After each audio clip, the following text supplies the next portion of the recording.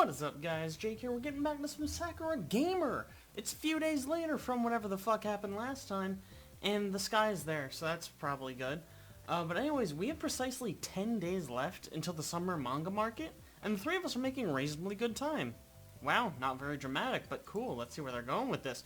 I've written 6 scenes. That's a low number, bringing the word count to a respectable 20,000 characters. That is a lot of words. It's been a long time since I've written anything fictional.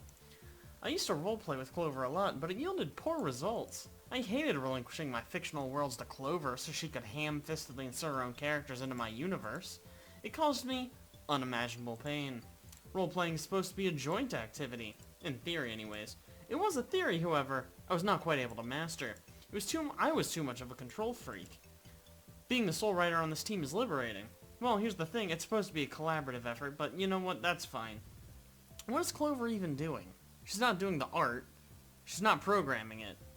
She's not writing it. What's she do?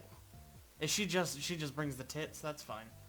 Finally, I can make my character say what I want, do what I want, act like I want, and Clover isn't here to get in the way. Seriously, what does she do? She doesn't code. That's us again. We write and code. She doesn't do the art. That's because that's the other girl. I don't know what she does. It's probably not important. It's fine. Clover's never been good at writing. She didn't take it seriously. Her character's speech patterns were inconsistent with their backstories. Oh, no, sorry. Their speech patterns were inconsistent. Also, their backstories were nebulous. And also, their interpersonal relationships changed at the drop of a hat. It's called drama. Read a book.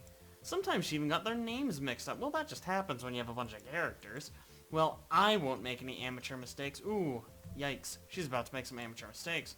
I'm halfway through the proposed 40,000 character script already, and I have the rest of the scenes all planned out. Now, the crucial scenes are blocked in, all 15 of them. Didn't you just... I thought we were halfway through with 6 scenes. But now you're telling me there's 15 crucial scenes. 6 is not half of 15. Whatever, that's fine. I can finally give Suki a list of the assets required to make my vision a reality. First, I prepared a list of the pieces of background art we needed. The sky is the most important one. Whenever you're making a visual novel, you need a static shot of the sky so you can put it as you deliver exposition. Because we have less than 2 weeks to create a finished product, I tried to reduce the number of background assets needed as much as possible. For instance, by just having a flat sky background over this. I tried to set the story in a small handful of locations to reduce the need for background art. According to Suki, background art is one of the most tedious and time-consuming part of her jobs. Sadly, it's the least appreciated. Dude, just Google generic sky and you got it. Most people don't notice the backgrounds in visual novels unless they're incredibly ugly or exceptionally pretty, or the sky. Otherwise, they're just there. Too much background art could slow production down by weeks, maybe even months, so I had to be sparse. I've managed to whittle the number of backgrounds needed down to 6, which should be enough for her to handle. Suki also needs to work on the CGs too, or in layman's terms, computer graphics.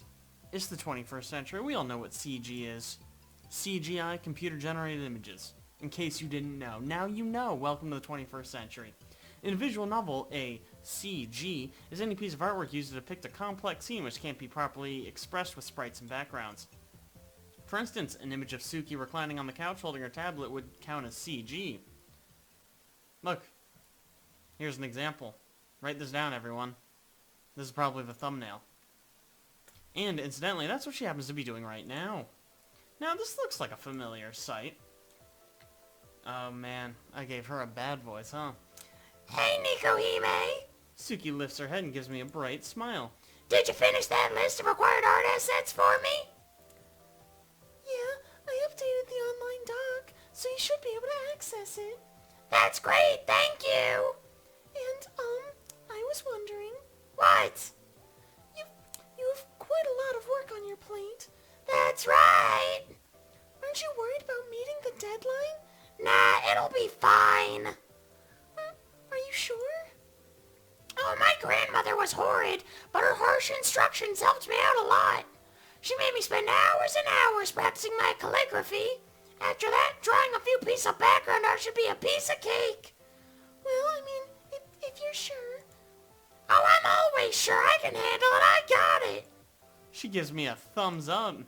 And if the workload gets too heavy, I'll just get Clover to do it. Who cares? She's not doing anything else. Is Clover good at digital art? Oh, no, she sucks, but she dabbles. I can ask her to paint in the clouds and the grass and the backgrounds and the CGs. It's not too bad. You're gonna split the work to save time?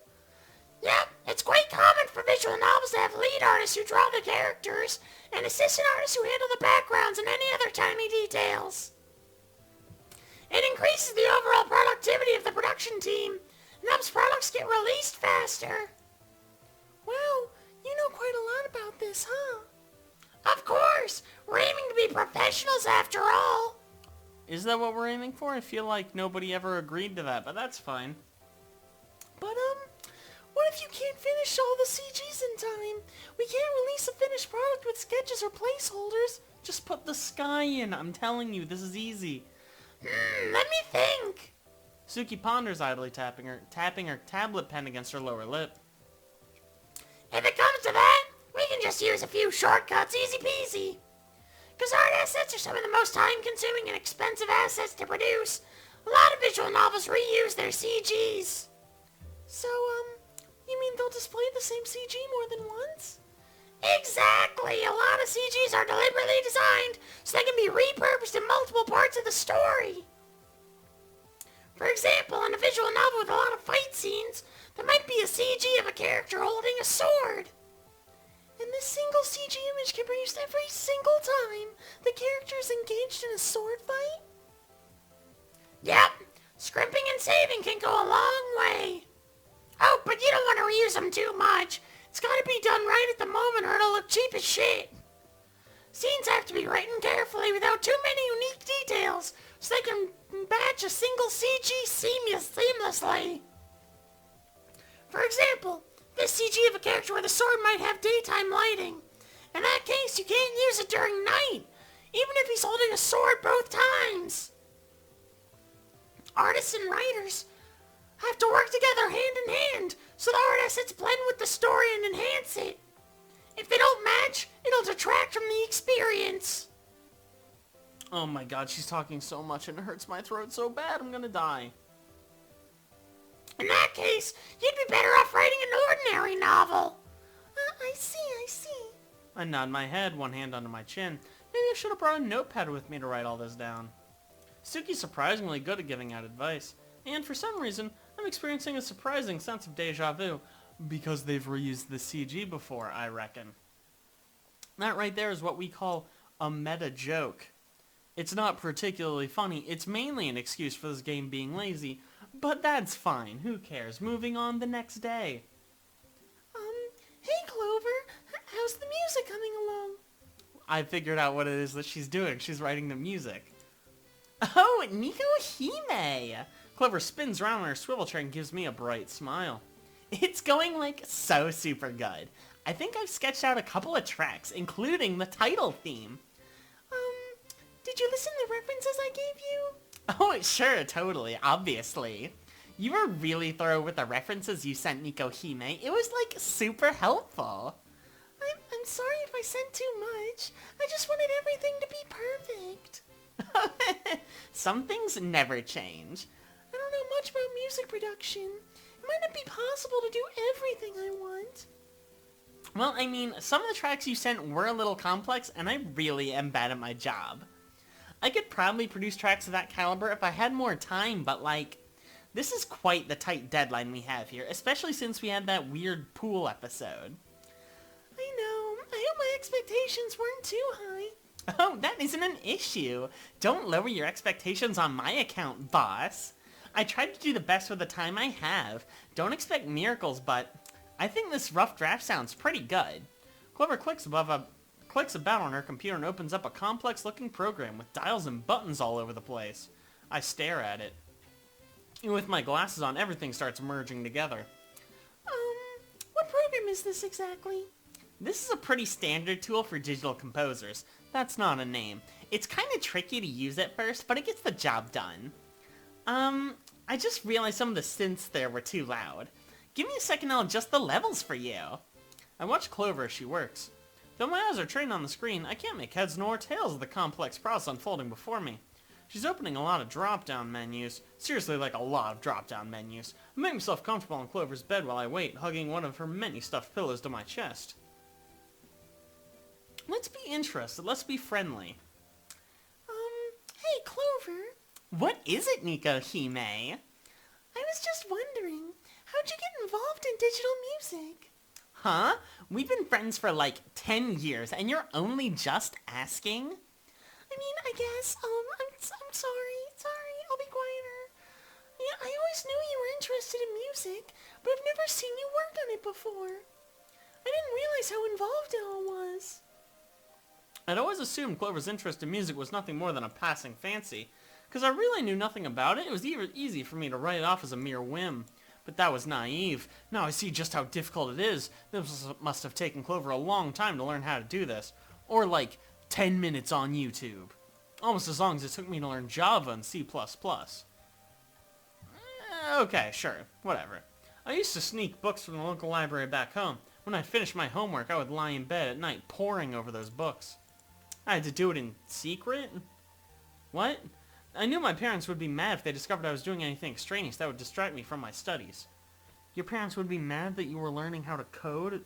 That doesn't make any goddamn sense. It's the 21st century. That's easy money right there in your pocket. You learn how to do that. You basically have a job for life. It's fucking great. I wonder if Clover was the same. Well, I guess it does look pretty complex to a noob, but I've been working on this for a while. It's second nature now. But what drove you to start making your own music? You know, that's actually an interesting question.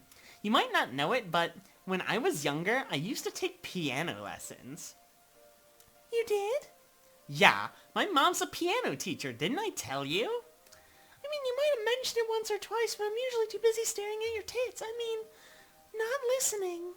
Clover mentioned it a few years ago when our friendship was still online only. I think it must have been when we were still in middle school. More than once when Clover and I were on voice chat, she had to mute her mic because the dulcet sounds of chopsticks played out of key and out of time were drifting from the living room. I never knew she had once upon a time been one of those people who helplessly tried to mash their way through Baby's first piano songs. So you thought her mom was a piano teacher, but she never tried to learn how to play piano. That didn't cross your mind, Nico Hime, you stupid idiot. I should have known better. Correct. I agree. Clover's the type of person who will try anything once, and when you're like 5, you do whatever your parents say. You don't really get a say in it. Even potato-flavored something. Flavored ice cream. Ew, fuck off. No. That's just mashed potatoes that are cold. My mom taught me when I was a kid too. I started when I was 5. Dude, I even got the age right because I'm the fucking visual novel whisperer here. How long did you play? A little while. I quit before I started middle school, but I must have been doing it for like 4 or 5 years at least. Wow. I blink, impressed. I mean, nothing says impressed like a blink. I've never once played an instrument. Not once? I wouldn't know where to begin. Well, okay. Let me tell you something about the piano. You got them keys? You just push them with your fingers. They make noise. It's crazy. It's not as hard as some people think. My parents aren't particularly creative. They never encouraged me to do anything with my spare time other than study. Could you still play the piano now? I mean, probably. It's like riding a bike. You don't forget. I quit when I started middle school because I wanted to take part in a bunch of sports clubs. The piano kinda ate into my time. You used to play soccer, didn't you? Yep, and I ran track. I was one of the fastest in the school. You're such a tomboy. Must be because I have 4 brothers. Can they play the piano too? I mean, yeah, probably. Oh no, my mom wanted them to, but they said it was too girly? That's weird. I mean, like, what about, like, Beethoven? He was a masculine man. You know, probably. I thought playing the piano would be too girly for you too. What's feminine about playing the piano? It's pretty gender neutral, I feel. I'm full of surprises. Evidently. But, you know, even after I stopped playing the piano, I was still interested in music. I just never had the time to focus on it, you know? You were too busy with your dazzling middle school life. Clover's experience in the education system was far, far different from mine. Clover was quite a popular girl at middle school. Golly, I wonder why. And high school, too. She was cheerful and energetic, and if she wasn't particularly bright, she had a lot of friends. The exact opposite of me. Yeah, I don't believe you. Look at you. The boys would have eaten you up. They would have eaten you for breakfast, dude. And yet, despite that, she still found time to maintain daily correspondence with me over the internet. Her weird, awkward friend from the other side of Japan. If I didn't have Clover back then, my life really would have been miserable. You know, I think you're the one who got me interested in music again. Really? Really? It was when we decided we'd make a game together someday. You mean like 10 days ago or whatever? Like the beginning of this game? I can't draw very well, and I'm no good at writing. I get bored too easily. But like, music?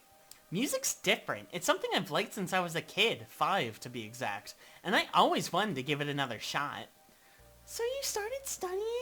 Mm-hmm. I mean, you were working so hard, reading all those complicated books about coding. I thought since I was the one who suggested we should make a game, I should step it up too. You learned how to do all this? I gestured towards her computer monitor. For my sake? Of course. I mean, we are best friends. Friend-zoned. Ouch. Yikes. Damn. Cutting me deep here, Cloves. Plus, I enjoy it a lot, so like, everybody wins. Doesn't staring at all those sliders and drop-downs give you a headache? Yeah, you code. You would know more than her. I did it first. I was like totally lost. It's still making music, but digital music is like super different from playing the piano. I can imagine. There's not even keys. Oh wait, bad example. There are keys. It's a keyboard. Do you get it? I did a piano keyboard joke. I'm funny, trust me. Stick around. With the piano, all you've got to do is worry about the bass composition. But when you're working with digital instruments, you got to start thinking about like the mixing and mastering too. Mixing? You know, like a blender. How to balance all the instruments, if they sound good played together, or if anything's being drowned out. It sounds technical. It is, but I need to give my brain a workout every once in a while. So, Clover slaps her palm against the desk. She's beaming. You want to hear my first draft for the title theme? Yeah, I do. My lips quirk upwards into a small smile. Oh, there it is, so cute. I can hardly believe it. Clover and I, our dream, is coming true. Finally, after 10 years, the fruits of our labor are beginning to take shape. The end. A nice wipe. 2 wipes. And here we are. But alright, before we get sucked into the next day, I'm going to draw this episode to a close. So thank you guys so much for watching. I really appreciate it. If you like that, don't forget to like, subscribe. Be sure to tune next week for more, anime garbage with yours truly. I'll see you guys then.